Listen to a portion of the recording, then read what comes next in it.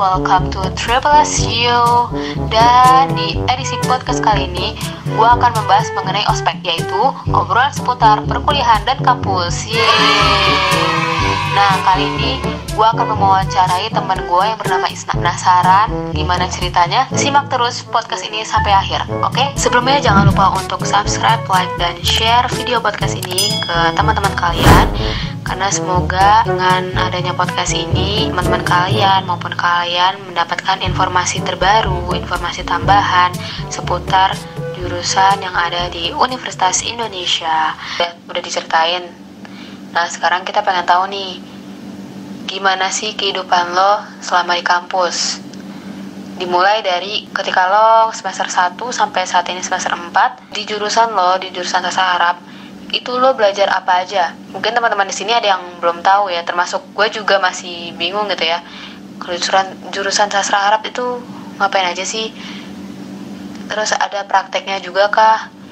Atau buat teman-teman mungkin yang dari SMA-nya bukan dari SMA agama gitu, atau nggak pernah dapat sama sekali pelajaran bahasa Arab, itu bisa nggak sih beradaptasi di jurusan tersebut?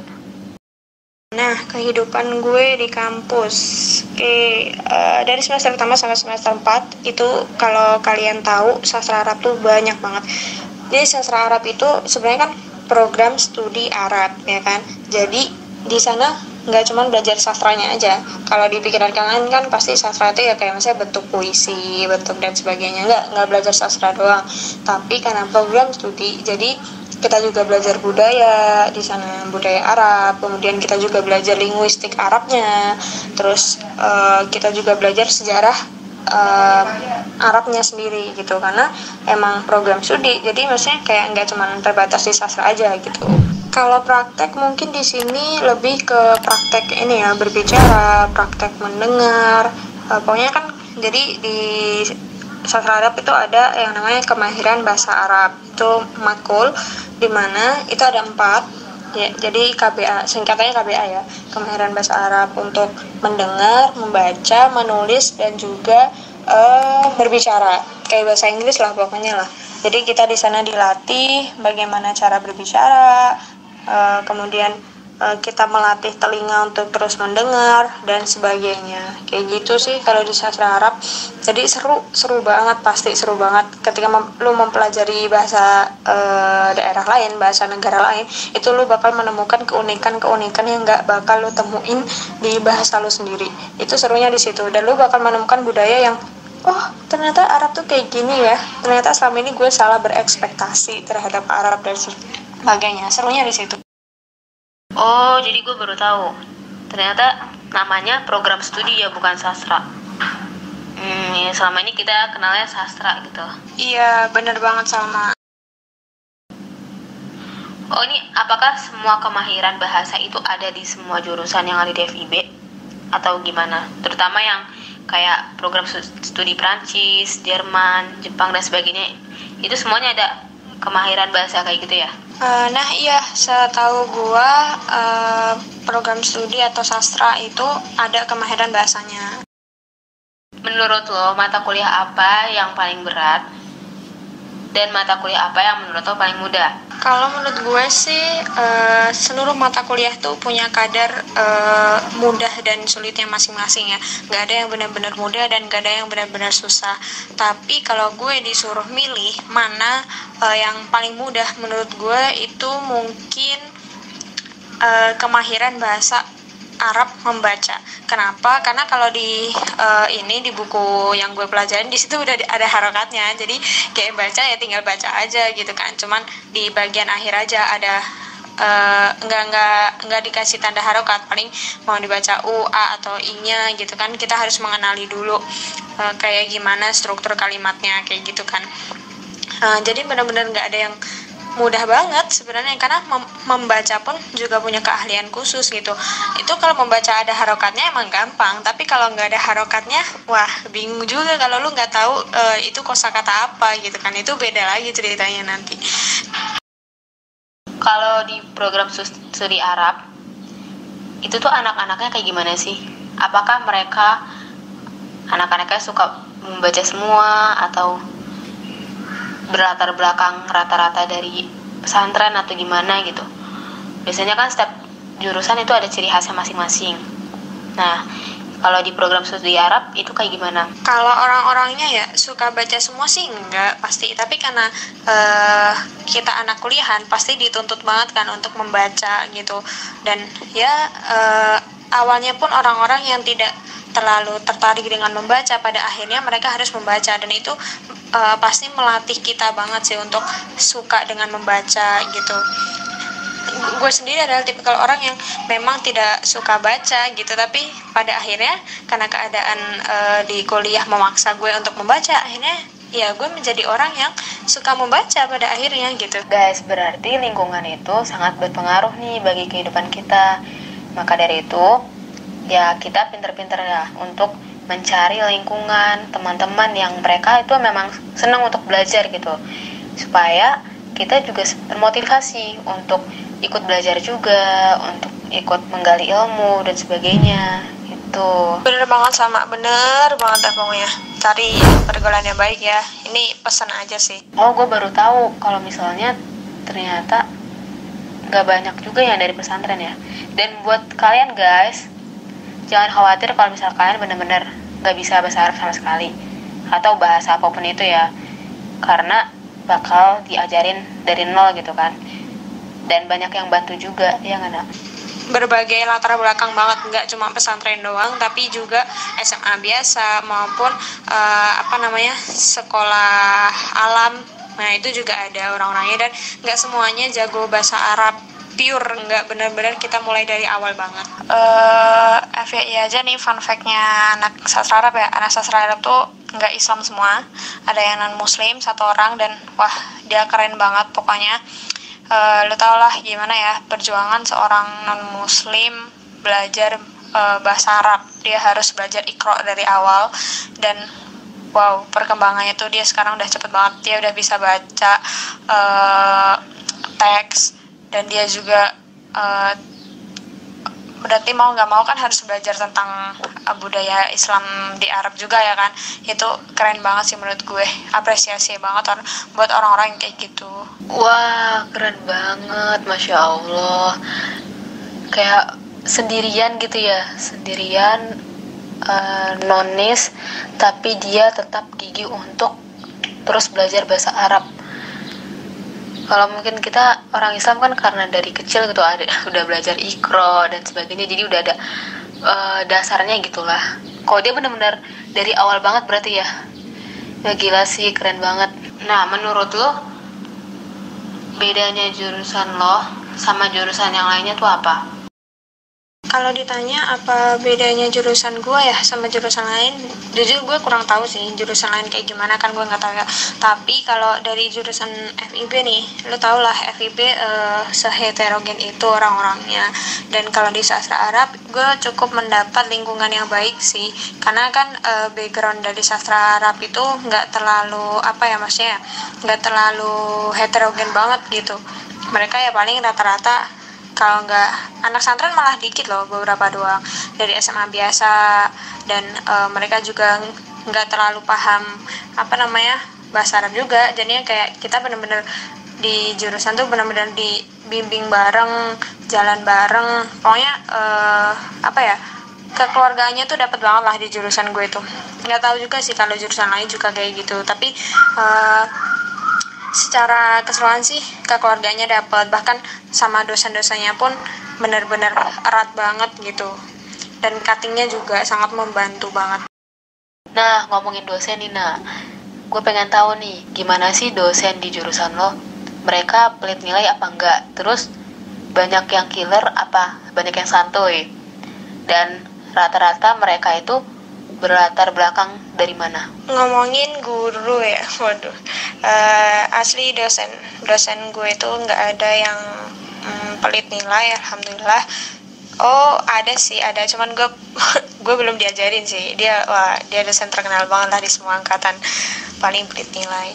Tapi terlepas dari itu semuanya baik-baik, semuanya sangat ramah, dan kalau nilai sih nggak terlalu baik juga. Mereka sangat objektif menilai hasil ujian anak-anaknya gitu. Jadinya tetap nggak terlalu mudah gitu untuk mendapatkan nilai yang bagus juga di sana. Kalau latar belakang mereka sendiri sih rata-rata ya banyak juga yang dari pesantren, tapi ada juga yang dari SMA biasa, kayak yang tadi gue bilang ada guru yang pelit nilai banget itu dari SMA biasa. Tapi memang mereka udah ini banget sih, dosen-dosennya udah berkompeten banget lah, karena kebanyakan mereka S2-nya atau S3-nya itu di luar, jadi entah itu di Eropa kah, di Timur Tengah kah, ataupun di Asia sendiri. Untuk di fakultas lo itu ospeknya gimana sih? Keras nggak? Gue pernah lihat di YouTube itu FIB ospeknya tuh selalu buat lagu gitu ya, bener nggak sih? Kalau ditanya tentang ospek ya, jadi gini, bener banget, ospek di FIB itu sebenarnya nggak serem, serius. Kalau yang serem itu mungkin lebih ke jurusan masing-masing ya, karena kebijakan jurusan masing-masing. Tapi kalau FIB sendiri asli seru banget FIB itu ya. Isinya tuh bener-bener maba tuh disambut. Emang ya pasti kalau ditegasin galak pas awal-awal itu wajar banget pasti, karena kan itu melatih kedisiplinan kita juga kan. Cuma yang nggak dimiliki oleh fakultas lain adalah kita tuh joget bareng, ya ampun. Ya namanya juga fakultas budaya, ilmu pengetahuan dan budaya, pasti budayanya tuh kental banget, dan kita di situ rame bareng-bareng, seru-seruan bareng-bareng, joget bareng, ya, terus pokoknya banyak hiburan banget lah di FIB. Katanya seru banget sih seangkatan joget-joget bareng kayak gitu. Itu yang buat lagunya tuh cutting atau angkatan lo gitu? Dan waktu pas zaman lo, itu tuh lagu apa yang dihasilin oleh angkatan lo? Iya, jadi lagunya bukan dari angkatan kita sih, angkatan gue bukan, tapi dari cuttingnya. Jadi panitianya itu bikin lagu baru tiap tahun gitu. Tapi ada juga sih mungkin beberapa lagu yang pakai lagu lama gitu. Nah, tugas kita tuh paling ini sih, karena kan itu nanti dibagi per kelompok ya, sesuai daerah. Misalnya waktu itu kan gue kebagian daerah Sumatera Barat, tema ospeknya. Jadinya gue waktu itu dapat kelompok Pariaman. Nah, kelompok Pariaman ini yang tugasnya bikin yel-yel gitu. Nanti buat ditampilin ketika disuruh nampilin gitu. Kalau dari angkatan sendiri bikin lagu sih enggak sih, mungkin panitianya ya mungkin. Kalau boleh tahu nih Nak, lo rencananya setelah lulus itu mau ngapain? Apa mau langsung lanjut S2 atau kerja dulu atau gimana? Kayak gitu. Dan kalau misalnya kerja, rencananya ini mau jadi penulis kah, atau penerjemah kah, atau buat tour mungkin? Ya kan? Gimana tuh? Rencananya sih pengennya langsung S2 ya. Tapi seandainya nanti keadaan memang maksudnya gue disuruh S2-nya lebih telat gitu, berarti ya kerja dulu gitu. Cuma gue belum kepikiran sih sampai sekarang bakal kerja apa gitu. Karena kalau dari penerjemah atau interpreter pun gue belum terlalu mahir dalam bahasa Arabnya gitu. Nah guys, mungkin sampai sini aja pertemuan kita kali ini. Dan oh ya Nak, sebagai akhir dari podcast kali ini, boleh dong kasih tips atau trik ke teman-teman kita gitu yang lagi berjuang nih untuk mendapatkan universitas impiannya atau jurusan impiannya. Tips and trik, belajar. mau kalian pakai jalur SNMPTN, pakai jalur UTBK ataupun jalur mandiri, belajar itu wajib banget selama kalian menjadi seorang pelajar gitu, karena itulah tugas pelajar. Dan percayalah bahwa memang usaha itu nggak bakal mengkhianati hasil. Kalau misalkan kalian udah usaha keras nih, kelas 10, 11, 12, dan ternyata rezeki kalian nggak di SNMPTN, yakinlah bahwa sehebat apapun kalian berencana gitu, ada yang lebih hebat rencananya itu kan, yaitu Tuhan gitu, Allah gitu kan. Nah, pokoknya jangan pernah mengeluh ketika belajar. Mengeluh sebentar itu wajar, tapi jangan sampai keluhan-keluhan itu akhirnya malah membuat kita down atau nggak mau bangkit lagi untuk menggapai cita-cita kita. Gitu aja sih Sal, pokoknya belajar terus, belajar hal-hal yang baru, dan kuatkan tekad kalian dan niat kalian untuk masuk sebuah universitas yang kalian inginkan. Keren banget sih ini quotes-nya. Jadi lelah dalam belajar itu wajar, tapi kita harus tetap belajar karena kita sebagai seorang pelajar. Nah gitu, jadi apapun yang terjadi kita harus tetap belajar, dimanapun, kapanpun, dengan siapapun itu, selama positif ya kita harus tetap belajar. Dan gue setuju banget pas lo bilang usaha tidak akan mengkhianati hasil. Ya bener banget. Jadi percayalah bahwa orang yang berusaha dengan sungguh-sungguh itu berbeda dengan orang yang tidak berusaha atau berusaha minimal doang gitu. Jadi mungkin saat ini usaha yang udah kita lakukan itu belum terlihat hasilnya, tapi percayalah suatu saat kita akan mendapatkan hasil itu. Hasil yang sangat indah yang sudah direncanakan secara baik oleh Tuhan kita. Pokoknya lakukan yang terbaik selama kalian masih bisa melakukan itu. Tuh. Karena nggak ada yang pernah tahu kapan umur kalian akan dipanggil gitu. Jadi lakukan yang terbaik di sisa hidup kalian gitu ya. Guys, jadi kata Isna, lakukan yang terbaik selama kita masih hidup. Rada serem sih ya, tapi bener, kita emang nggak tahu umur kita tuh sampai kapan. Maka dari itu ya kita harus bisa memanfaatkan sisa umur kita sebaik mungkin, menjadi orang yang bermanfaat. Oke Nah, terima kasih banyak udah mau ngeluangin waktunya nih untuk sharing-sharing ke kita semua.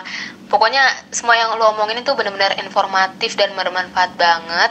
Yep, sama-sama. Mudah-mudahan bermanfaat ya sama buat teman-teman yang pengen tahu tentang seputar kampus atau seputar tips and trick gimana cara masuk universitas. Pokoknya mudah-mudahan bermanfaat buat semuanya deh. Nah people, jadi nasihat dari Isna tadi merupakan pertanda akhir dari podcast kita kali ini.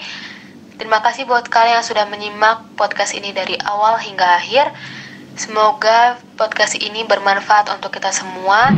Dan supaya semakin bermanfaat, jangan lupa untuk di-share ke teman-teman kalian. Buat kalian yang belum subscribe, jangan lupa untuk subscribe dan klik tombol lonceng supaya tidak ketinggalan informasi terbaru dari gue. Buat kalian yang mau request jurusan apa yang pengen gue bahas di video podcast selanjutnya, bisa langsung komen aja di bawah. Hey yo, subscribe Triple SU. Bunch of haters wonder why can't be no goddamn name, bruh. Half-time Vicky, all she wanna